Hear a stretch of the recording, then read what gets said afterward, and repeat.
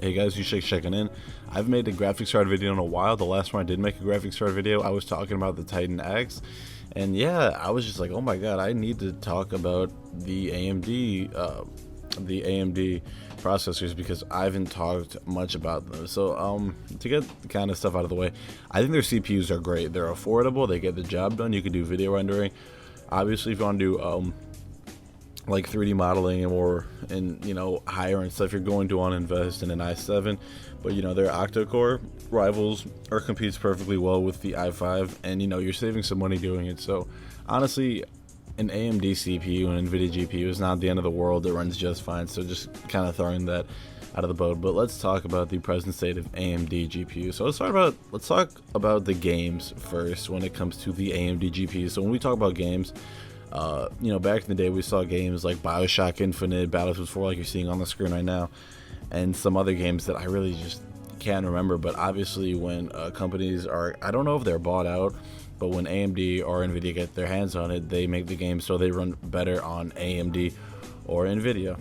That being said, most games we see now, like Batman, Shadow of Mordor, The Witcher and stuff like that, those are all NVIDIA owned games and they run better. Now obviously some people are like, oh, that's just some back market stuff, and like NVIDIA is just sabotaging AMD and AMD is sabotaging NVIDIA and stuff like that. It's not their fault. NVIDIA has a much larger audience. Even though their graphics cards are more expensive, they're selling better in bulk. They have the top of the line, they have the most powerful graphics card out on the market, and they have the most cost-effective one, which I think is still like the 750 Ti or the 950 or the 950 Ti. I'm not entirely sure, but they really satisfy the needs of most of their market. So when you look at a company like AMD, who kind of does that, except their cards are meant to run hotter, and having a hot GPU inside your computer isn't exactly the route you want to take when building your computer, because obviously your computer is all about keeping it cool, cable management, getting all that cool air and getting all that warm air out, having an intake fan on the front,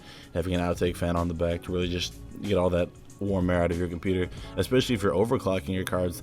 And I mean, when I'm running a game like Battlefield 4 or The Witcher 3, I look at my GPU temperature and it goes up to like 74 or like 71, when I know that, when I've seen that in benchmarks that these AMD cards are running at like 80 and 90 degrees Celsius. Now that might be a little bit of a stretch, but yes, their cards are meant to run hot, and I know a lot of people who are doing a lot of overclocking do not want to invest their time into running something that's going to be so much hotter that won't exactly have the best results. Something that I do like about AMD though, that I wish NVIDIA would figure out a way to do, is the AMD Crossfire. Now, if you guys don't know how Crossfire works, you pretty much can have two graphics cards, and you can just power both of them, and you can use both of them in sync, and power your games through that.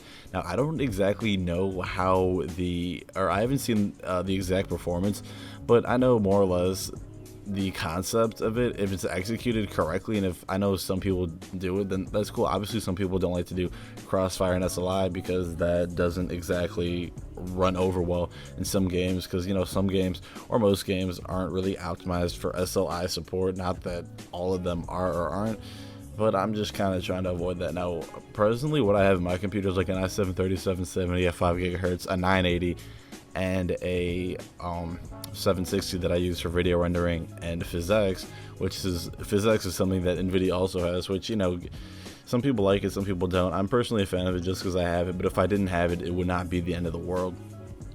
But when we're talking about AMD, it's just really interesting to see kind of this perception of them, because another thing that they talked about was Mantle. If you guys don't know what Mantle is, it's pretty much an API that lets the game contact the GPU and CPU better, but it also takes some load off the CPU, and overall games will run better, look better, and perform better as they are marketing. Where NVIDIA and Microsoft are working together. I think it's NVIDIA and Microsoft. They're working together to put together DirectX 13 or DirectX. I think it's DirectX 12. Yeah, DirectX 12. And people are really excited for that because it's gonna bring new life into their GPUs. The games are just gonna run better, look better, be better optimized. They're gonna actually be able to contact the game from the GPU a lot better and stuff like that. Because I don't want to get too deep into the APIs. on this channel. I might one day talk about APIs and all the computing and all the one and zeros and all that fun stuff. But, you know, I need to get more educated on that. I just know the basics of what they do. So I'm not going to sugarcoat and act like I know exactly how all that stuff works.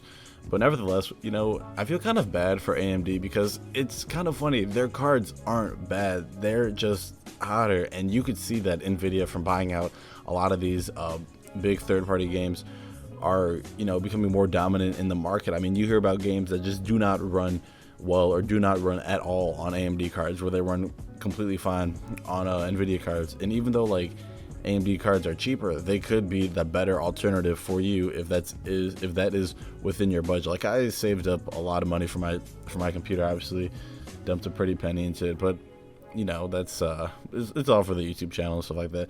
Anyways, tell me what you guys think about this. If you guys like kind of this tech talk that I had on my channel. If you guys have an AMD GPU, how is it? Which kind of AMD GPU do you have?